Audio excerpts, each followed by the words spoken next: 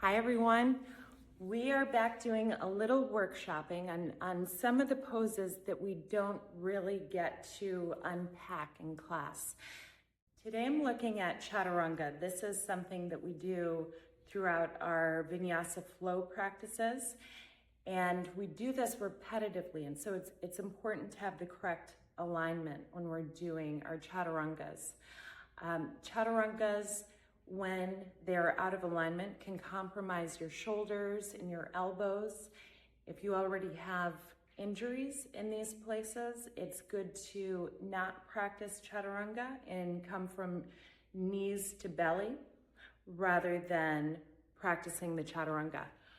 But today, we are going to practice alignment in a full Chaturanga. And to do this, we use blocks and straps and so forth to find our alignment for feedback.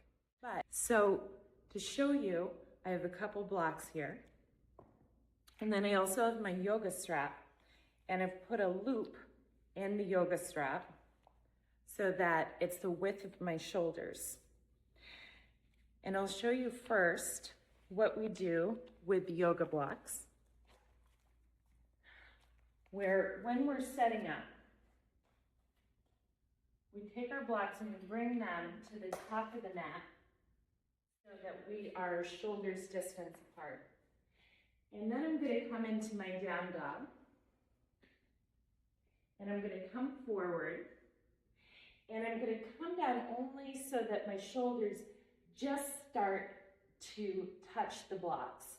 And then my elbows are stacked over my wrists, and I'm pushing back through my heels. My tailbone is a little heavy here. So I'm engaging the transverse abdominis, supporting my spine. I'm reaching back through my heels, reaching forward through my heart. The second option, using the yoga strap, you'll take this just above your elbows, and